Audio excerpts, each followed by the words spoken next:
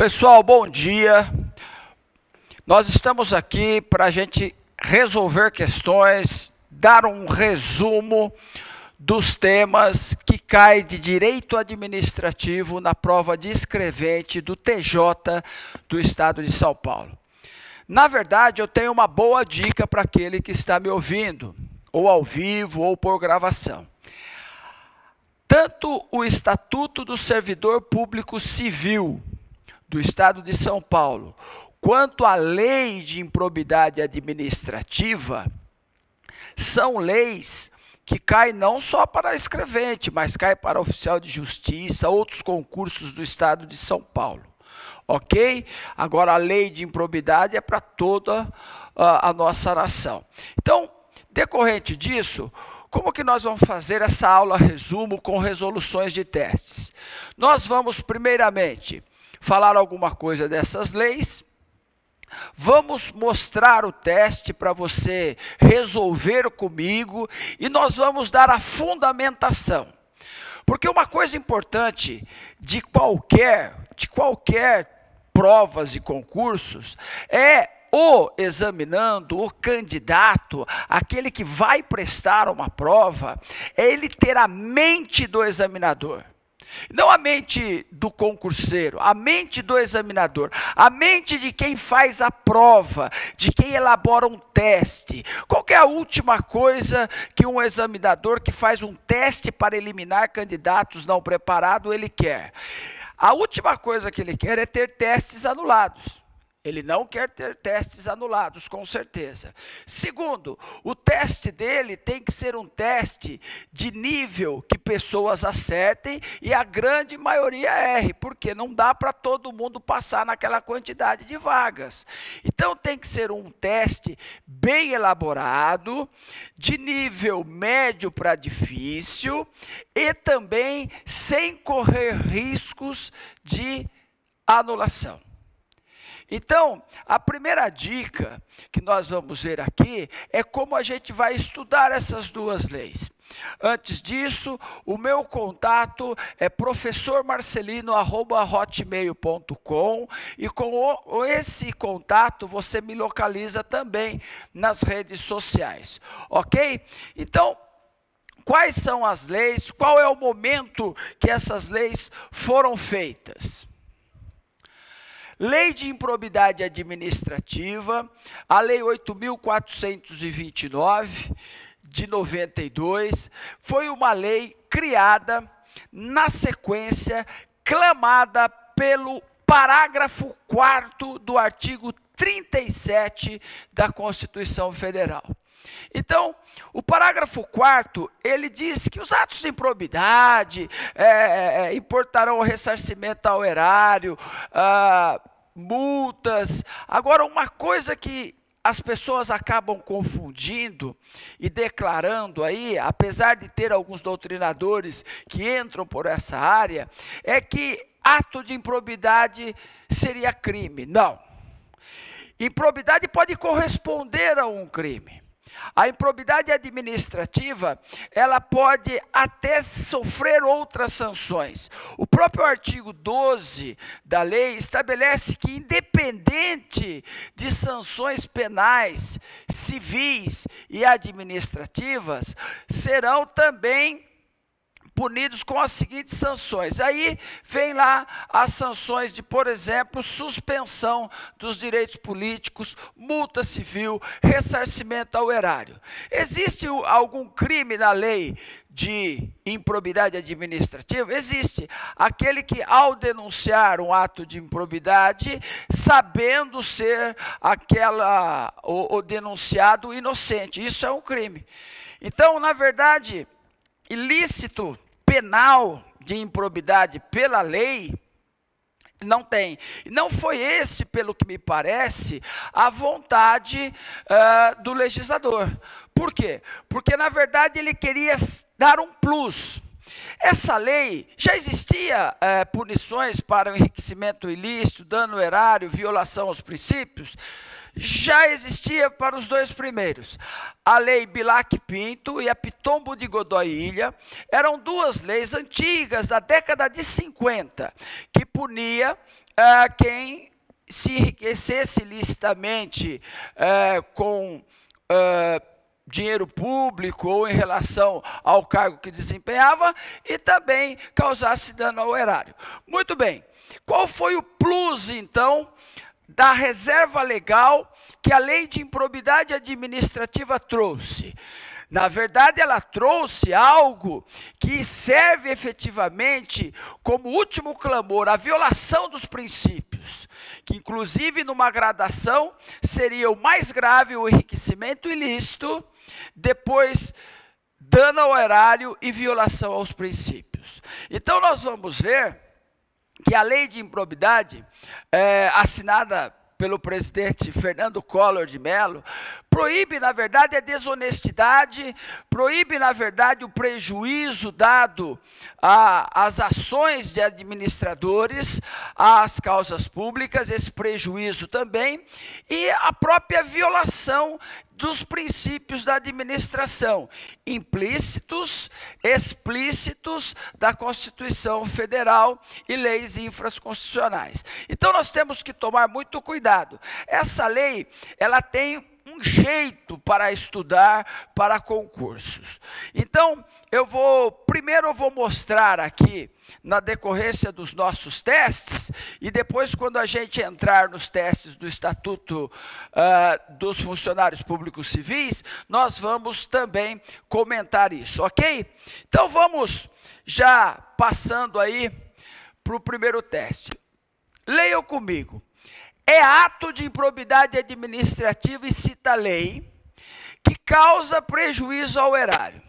Existe uma função de se colocar número de lei enunciados, porque quando o candidato ele se depara com desconhecido, ele tem a angústia de achar que vai errar o teste. Pergunto, seria necessário eu colocar, por exemplo, o número da lei aqui? Ou simplesmente o ato de improbidade que causa prejuízo erário? Não, é uma referência da lei, não.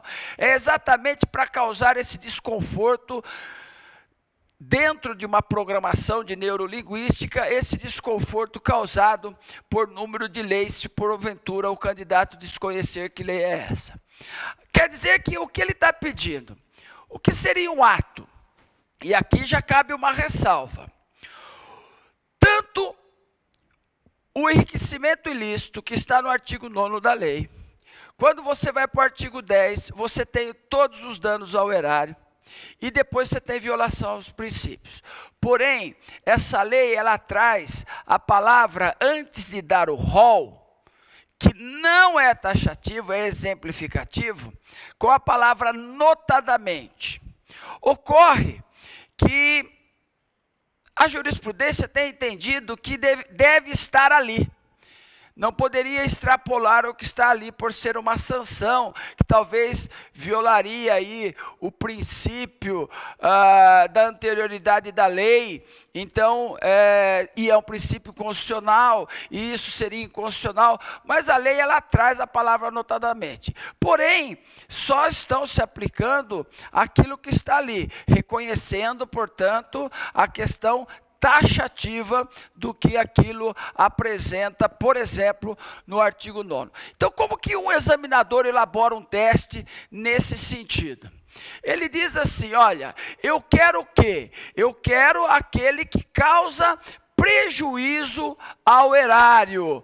Prejuízo ao erário. Só que eu tenho 3 modalidades de violar a lei de improbidade administrativa. Quais são essas 3? Enriquecimento ilícito, dano ao erário e violação aos princípios. Me diz você vai fazer um teste, pedir nesse teste o dano ao erário. e você tem 5 alternativas para colocar 4 alternativas falsas. Como é que você elabora um teste desse? Você coloca o que você quer na alternativa que você quer. Por exemplo, você pega uma das letras de dano ao erário, coloca aqui, e depois você vai e coloca 4 letras de outros. Por exemplo, de enriquecimento ilícito, que é o caso. Então, na verdade, olha só, a letra A traz a seguinte redação: permitir ou facilitar a alienação, permuta ou locação de bem, integrante do patrimônio, da administração direta, indireta ou fundacional, de qualquer dos poderes dos estados, por preço inferior ao do mercado. Ou seja, está claro que isso aqui causa prejuízo ao erário e não diretamente comprova a minha vantagem ilícita. Não comprova a minha vantagem ilícita. Portanto, é a letra A. Mas vamos estudar esse teste. Olha só, utilizar em obras ou serviços particular,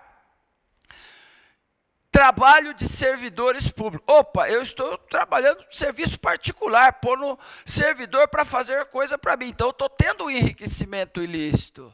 Ah, mas também causa prejuízo erário, mas o enriquecimento ilícito é maior. Lembra da regrinha? Primeiro enriquecimento ilícito, que é o mais grave, dano ao erário, e depois violação aos princípios.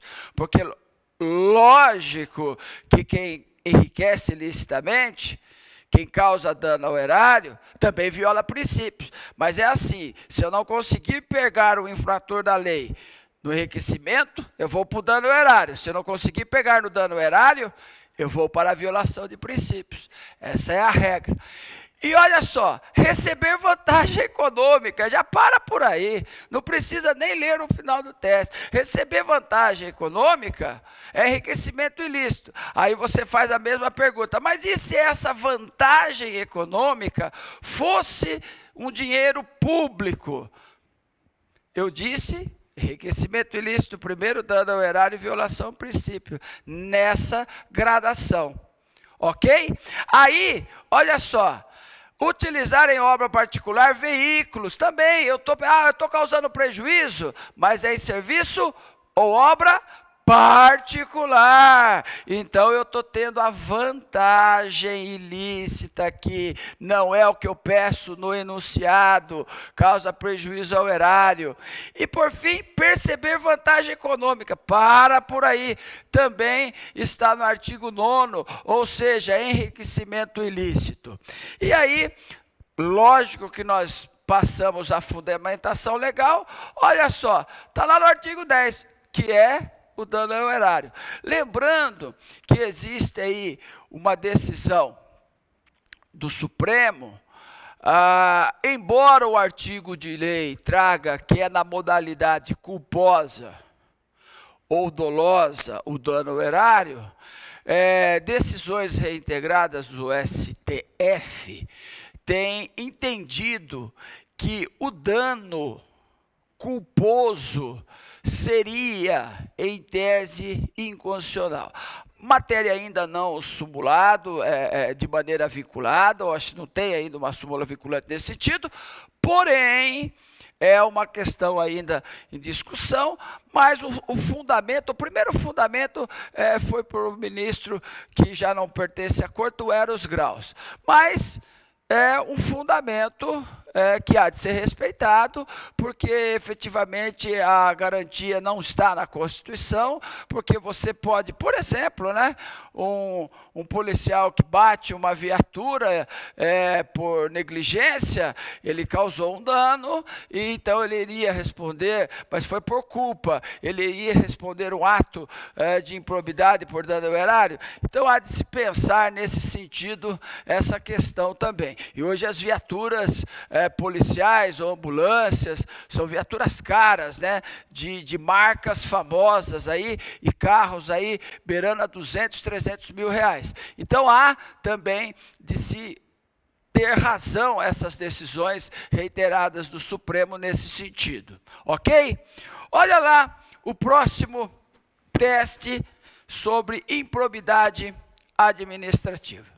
No tocante à declaração de bens, prevista na lei de improbidade administrativa, é correto afirmar que todo servidor público, ele tem que apresentar uma declaração de bens, que é renovada todo ano, né? Ele pega a declaração, ele vai lá, entrega essa declaração de imposto de renda, de bens, que está tudo dentro do imposto de renda, obviamente, e entrega isso na sua repartição, no seu departamento pessoal, como manda a lei.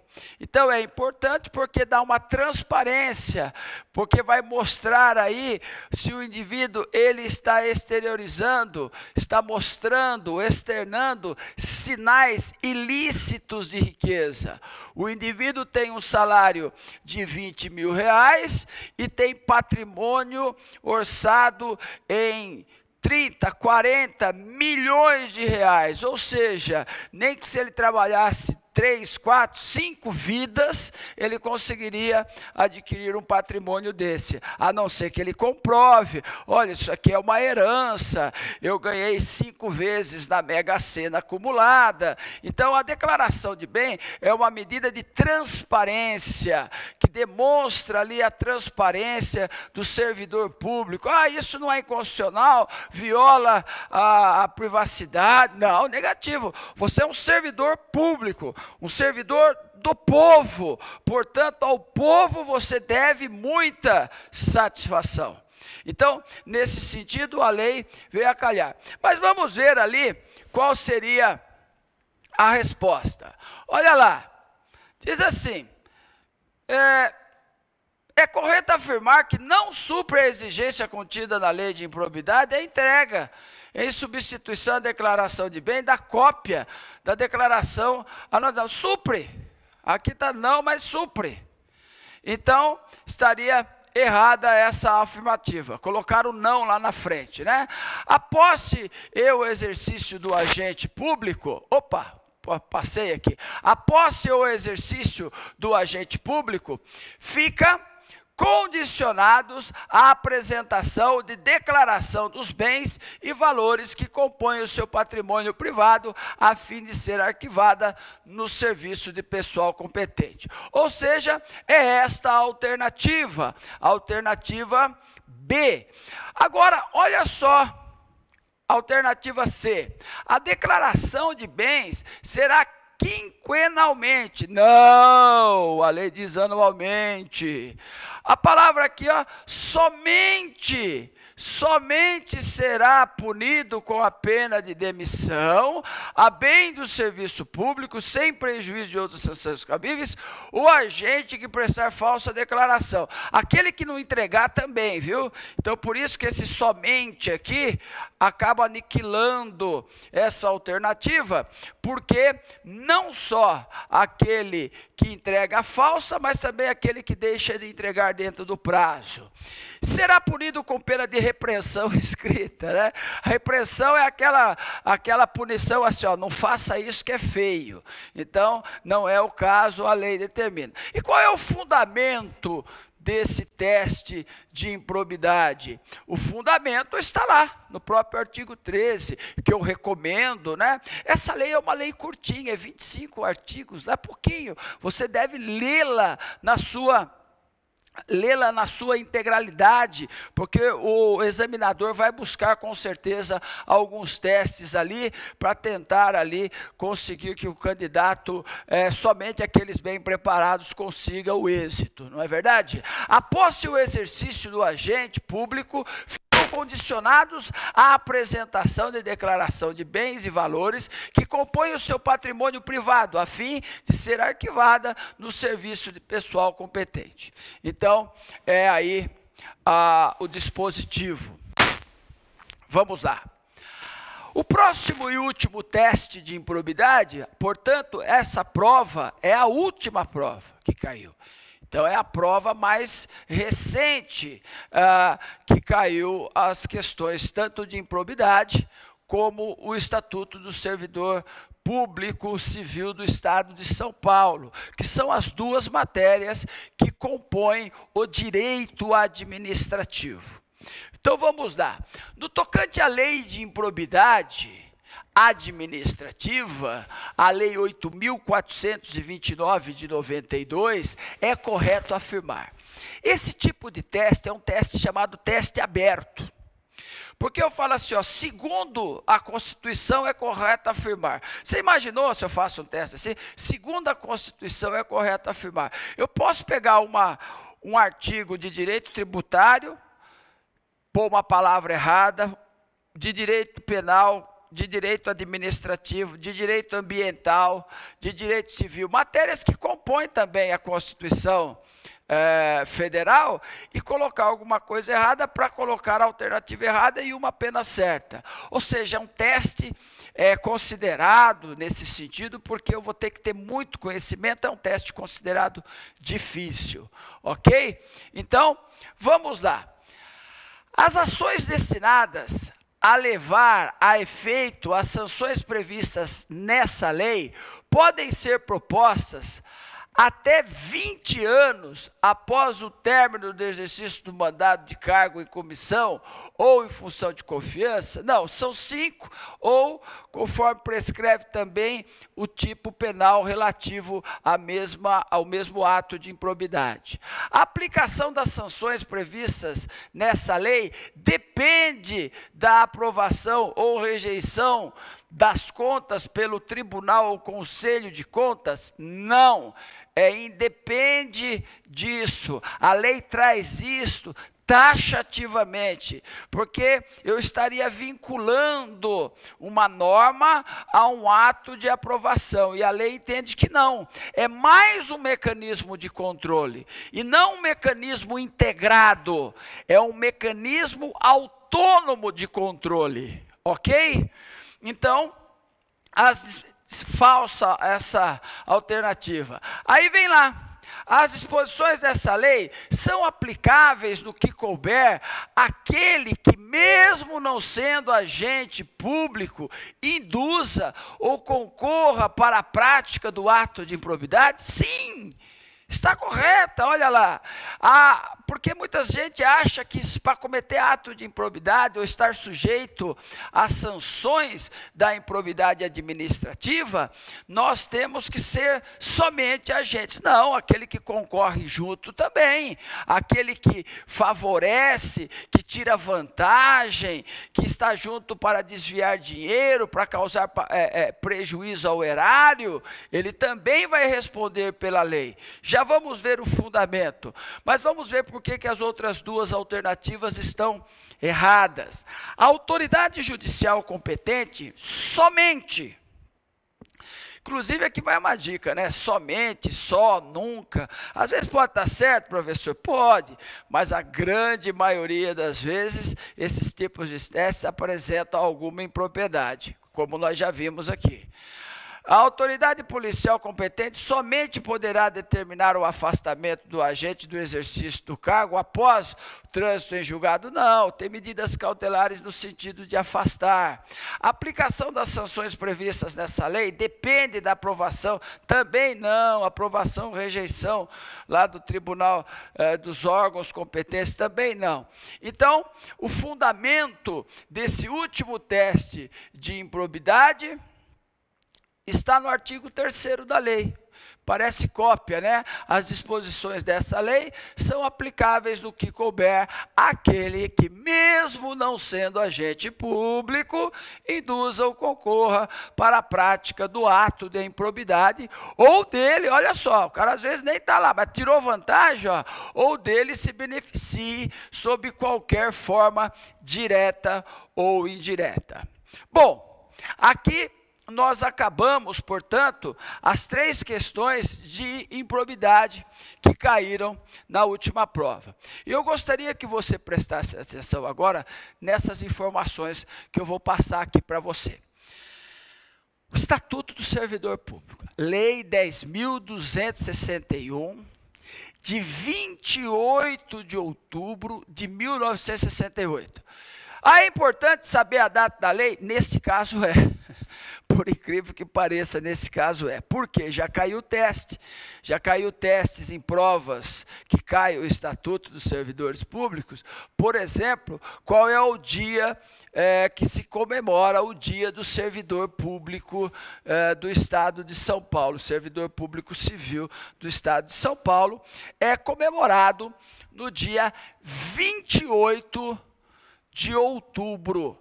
Por quê? Data de sanção, de promulgação, da publicação desta lei. Então, é importante, neste caso, saber aí a data. Então, é o Dia do Servidor Público Civil, 28 de outubro. Já caiu o teste que colocavam umas outras datas festivas, né? 15 de novembro, 7 de setembro, 21 de abril, qual seria o Dia do Servidor. Então, cuidado com isso. Essa lei é uma lei extensa, mas para a maioria dos concursos que pedem essa lei, acaba lá, inicia-se lá no 239 do direito de petição, que qualquer um pode fazer petição, e termina a lei. É uma lei, então vai estudar artigo errado, hein? Todo concurso público, a primeira obrigação do candidato é conhecer intimamente. Quando eu falo intimamente, é saber das minúcias que traz no edital. O edital é a regra do jogo do concurso. Estabelece ali regra entre as partes. Você é um concurseiro, vai prestar um concurso para um cargo, então, portanto, você precisa conhecer ali as regras do jogo. E os artigos que caem aí nessas provas, geralmente é do 239 em diante, até o final, que é o 332, 333, que é o revogam disposições em contrário, isso você não precisa saber. Mas, poucos, mas é bem denso esses artigos. Direito de petição, aí você tem os deveres e as proibições, a parte processual e a parte recursal. É isso, resumidamente, que cai para a sua prova aí de escrevente do Tribunal de Justiça do Estado de São Paulo. E como é que a gente estuda isso? Como é que se faz testes? Olha, eu tenho proibições e deveres, cai isso direto. Eu falo, aí as sanções, isso daqui vai dar demissão, isso aqui dá demissão a bem de serviço público. Os dispositivos que falam da dosimetria da lei, como é que eu faço para tal falta, qual é a sanção, qual o tempo de prescrição de um processo, tudo isso é matéria de ser examinada, porque garante ao examinador o êxito do teste bem feito, do teste sem possibilidade de trazer anulação ou questionamentos, até mesmo em recursos na prova. Então vamos ver 4 questões que caíram na última prova. Com relação ao processo por abandono do cargo ou função e por inassiduidade, pode-se afirmar que inassiduidade é aquele que não vai trabalhar, pontualidade é aquele que chega atrasado.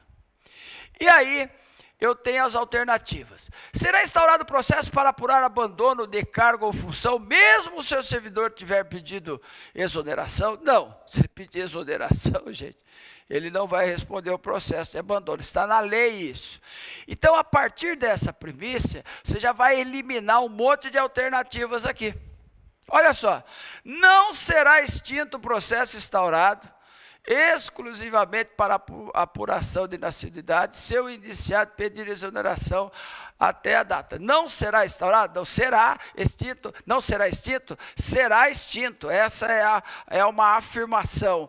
E ele colocou o não ali na frente para aniquilar a alternativa. E aí, olha só, não será instaurado processo para apurar abandono de cargo ou função se o servidor tiver pedido exoneração. É o oposto da A. Então, uma ou a outra tem que estar certa, né? Opa, é a letra C, de certo.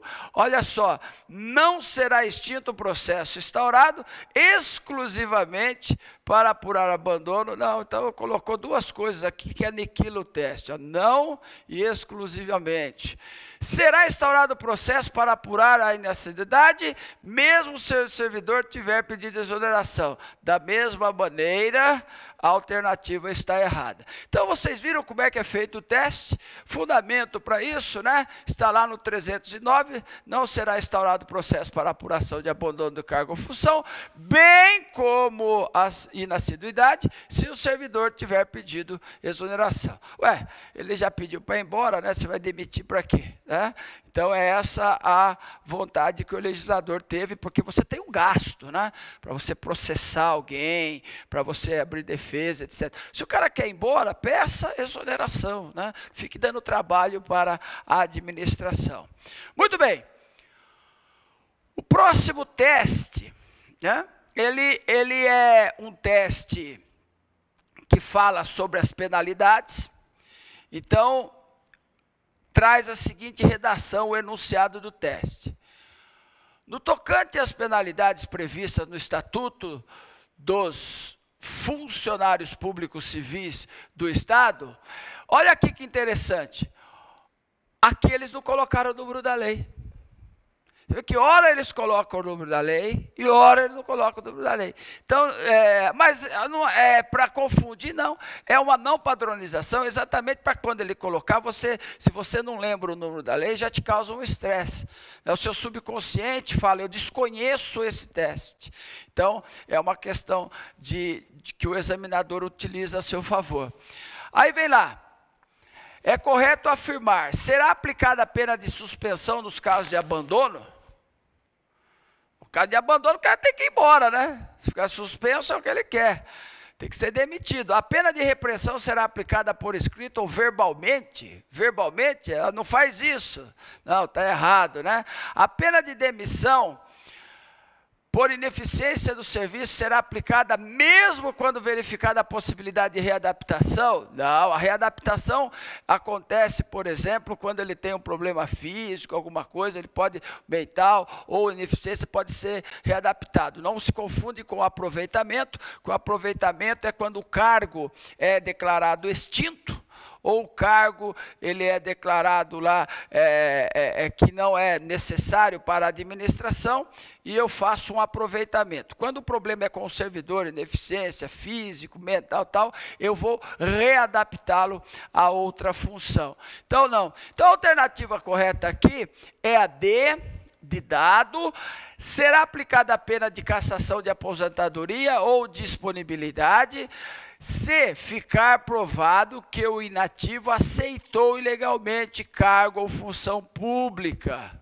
Então, existe uma possibilidade aqui, né, de eu ter a questão da função pública, eu aceitar um cargo ilegal. Então, eu posso ter a aposentadoria cassada por isso. E a letra E está errada, não é a correta. O funcionário suspenso não perderá as vantagens e direitos decorrentes do exercício do cargo. Só o que faltava, né? Você toma a punição de suspensão e não perde o salário. Então, é férias, né? Isso não é suspensão, isso é férias. Ó, você vai ficar suspenso 15 dias, mas vai ganhar os 15 dias. Falei, me suspende por 30, então. Então, não dá para assinalar uma alternativa dessa, né, pessoal? O O concurseiro, aquele que presta concurso, que quer um cargo público, que é persistente, que é a primeira regra, né, é estudar e ser persistente. Ele não pode errar um teste desse, né? Dentro de um raciocínio lógico de interpretação de texto, como é que o indivíduo fica suspenso e não perde vantagens, não é verdade? Então, cuidado, os testes são feitos dessa forma aí. Então, vamos lá.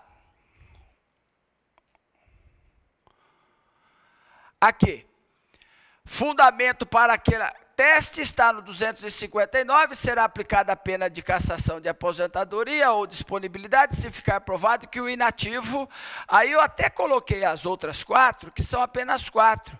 Então, olha só, e aí eu vou te dar uma dica de como fazer teste, porque você tem que pensar com a mente do examinador. Olha só, o inativo ele vai perder a aposentadoria ou a disponibilidade, praticou quando em atividade falta grave para a qual era combinada nesta lei a pena de demissão ou demissão ao bem do serviço público. 2, aceitou ilegalmente cargo ou função pública, que era a alternativa que nós assinalamos, por isso que eu negritei esse dispositivo. Aceitou representação de Estado estrangeiro sem prévia autorização do presidente da República. E praticou a usura em qualquer de suas formas, por exemplo, emprestando dinheiro a juro na repartição, certo? Então, também ele poderá aí perder a cassação da aposentadoria, ter a cassação da sua aposentadoria decretada, ok? Vamos lá então, no processo administrativo. Então, dentro do capítulos do Estatuto, vai ter uma hora que vai falar de processos administrativos e você vai ter até a sindicância, que é uma sindicância punitiva, diferente de algumas repartições, que a sindicância ela não é punitiva.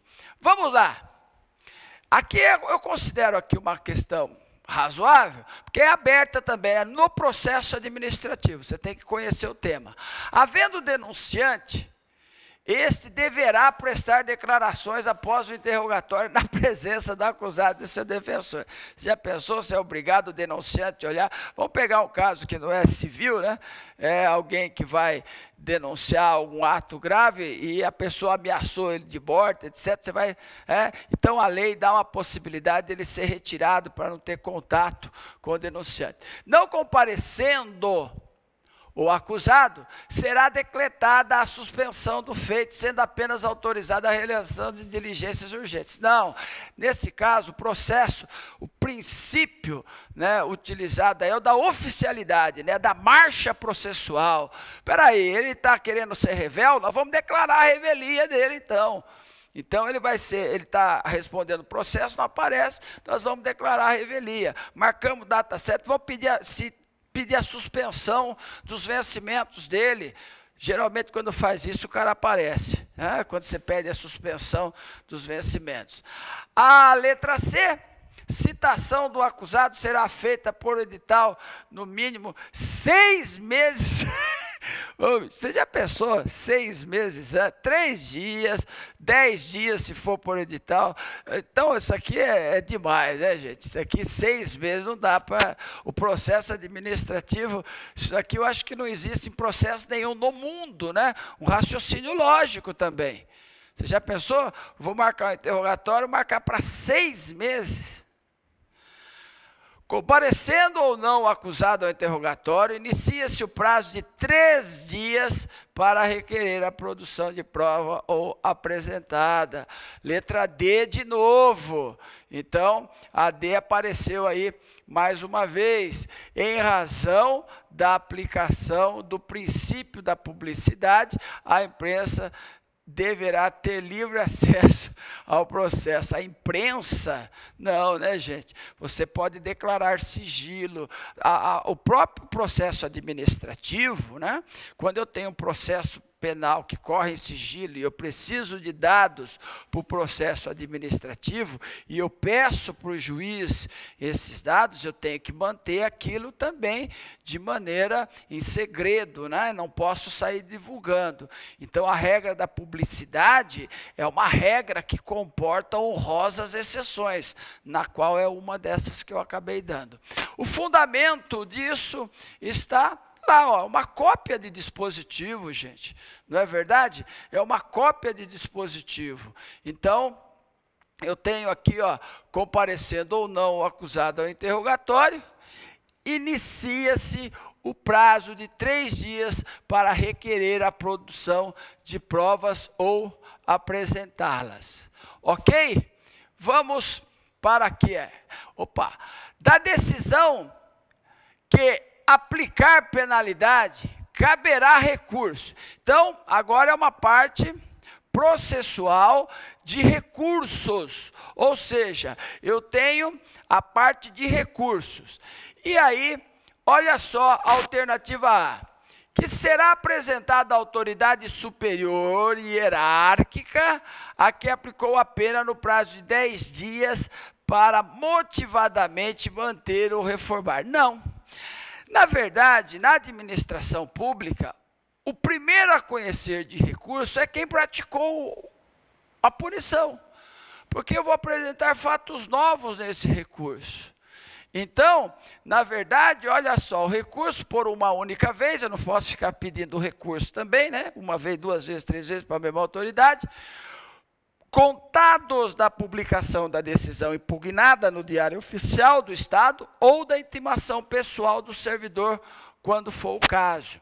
Então, eu tenho aqui a alternativa correta, porque é um texto de lei também. A C, se você pensasse, né, um pouquinho, né, imagine todos os recursos administrativos ser mandados para o secretário do qual pertence aquele órgão. Então, Secretaria da Educação, Secretário de Estado. Se ele é um servidor do Judiciário, Secretaria da Justiça. Pelo amor de Deus, né, o secretário não ia trabalhar, só ia fazer recurso. Por meio de sua assessoria, no prazo de 45 dias, deverá emitir parecer. Então, por uma única vez, olha só, prazo de 30 dias, está indo bem até aqui, né, ó, cópia, né, ó, está indo bem. Versando apenas sobre legalidade ou ilegalidade do feito. Não, isso daqui é no recurso hierárquico, né? Então é diferente disso daqui. Isso daqui, no pedido do recursal, eu posso apresentar fatos novos que motivem o recurso. Legalidade é o pedido de revisão, por exemplo, que traz a lei. Com efeito suspensivo, o endereçamento direto à autoridade imediatamente superior, aquela, aí está falando, então não é a superior, é a autoridade. Fundamento desse dispositivo, caberá aqui, né, caberá o recurso por uma única vez da decisão que aplicar penalidade. O prazo para recorrer é de 30 dias. Contado desde quando? Contado da publicação da decisão impugnada no Diário Oficial do Estado ou da intimação pessoal do servidor, quando for o caso, em alguma dessas situações. Pessoal, eu quero, nessas últimas palavras, falar para você algumas dicas de como se estudar texto de lei, principalmente para você que não é da área do direito. E se você está cursando direito, ou se já é advogado, por exemplo, ou se já está numa carreira jurídica, trabalha como operador do direito em alguma área, eu vou te ajudar da seguinte maneira. Primeiro, pensar, como eu disse no início da minha fala, pensar como alguém que está fazendo a questão. Então, quando eu coloquei aquele teste, que tinha 4 possibilidades de eu caçar a aposentadoria de um inativo, de um aposentado, eu poderia fazer um teste assim. São possibilidades de cassação de aposentadoria, exceto, eu pus um exceto, E eu posso inventar uma errada aqui e colocar as 4 certas. É assim que o teste é feito. É assim que um teste é elaborado com texto de lei. Então eu poderia colocar assinale a alternativa incorreta quando da possibilidade de cassação de aposentadoria ou disponibilidade de um inativo. E colocaria uma errada e as 4 do texto de lei. Então, como é que você vai estudar? Você vai colocar, vamos primeiro para a lei de improbidade. Você tem que saber os 3 tipos de improbidade: enriquecimento ilícito, dano ao erário e violação aos princípios. Fazer lá 3 colunas e colocar todas as possibilidades que a lei traz e tentar fazer links que não confundam um com o outro. Mas como é que eu vou fazer o link assim? Olha, o que causa prejuízo, aquela regra que eu falei. Lógico, se o cara se enriquece, ele causou prejuízo a alguém, porque é enriquecimento ilícito, mas esse absorve o dano, que por sua vez absorve o princípio. Então você começa assim, é enriquecimento ilícito? Eu paro ali. Ah, não é enriquecimento ilícito. Então vamos ver se tem dano ao erário. Tem dano ao erário? Eu paro ali. Olha, ele não tem enriquecimento e não tem dano. Mas ele violou o princípio? Violou. Então eu pego ele aqui. Então essa é a questão de você, uma das maneiras de você estudar a lei de improbidade. Já o Estatuto do Servidor Público Civil, que é um estatuto denso, porém os artigos escolhidos não são tantos assim, você tem que separar o que é dever e o que é proibição. 2 colunas. Os deveres e proibições. Depois, a violação disso, ou seja, eu deixo de cumprir um dever ou eu violo uma proibição. O que isto acarreta? Quais são as sanções que a lei dá para aquele tipo de conduta? Porque os testes também são feitos assim. Os testes também são elaborados assim. Para isso aqui é advertência, é suspensão, é repreensão, inventa punição, é banimento do país, coisa que não existe. Ou seja, então você vai ter uma falta, uma violação de dispositivo e uma sanção correspondente. E isso é importante. Outra dica, coloque as autoridades, todas as autoridades que podem aplicar as penas. Então, você vai, o que um governador pode? O que um chefe de departamento pode? O que um secretário de Estado pode? Então, vai ter lá limites de dias, por exemplo, de suspensão, que cada um pode aplicar. E isso é importante, porque isso aí aguça a mente do examinador, daquele que vai fazer uma questão. Então, tome cuidado com esse tipo de situação, que você pode ajudar aí nos seus estudos, você fazendo essas comparações, esse mapa mental de proibições, deveres, competência punitiva, e depois você vai passar para a parte de processo. Quando que eu instauro o processo e quando que eu instauro sindicância? Qual é a prescrição da questão processual? Qual que é a prescrição da questão da sindicância? Depois eu vou para a reconsideração de atos, recursos, ou seja, até o pedido de revisão.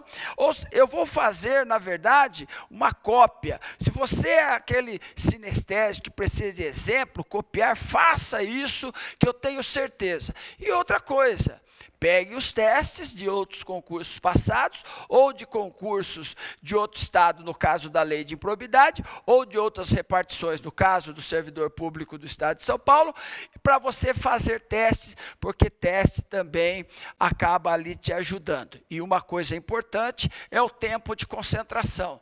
Sempre aos finais de semana, tente estudar aí de 3 a 4 horas seguidas, na posição que você vai prestar a prova. Mas por que isso? Na posição que eu vou prestar prestar a prova, é na posição sentado, porque a gente passa a vida toda estudando, fazendo prova de 1 horinha, de 1 horinha e meia, e quando a gente vai para um concurso público, 3, 4, às vezes 5 horas de prova, e você não tem essa concentração, essa resistência de ficar ali lendo durante 4, 5 horas, e isso acontece o quê, professor? Acontece, se você perder a concentração, você não consegue mais ter raciocínio nos testes que estão errados, mesmo você conhecendo a matéria. Ok? Então, eu me despeço com você aqui, dizendo para você não desistir dos seus ideais de concurseiro. Estude, assista a aula, estude e busque o seu objetivo, porque o seu cargo está te esperando. Muito obrigado.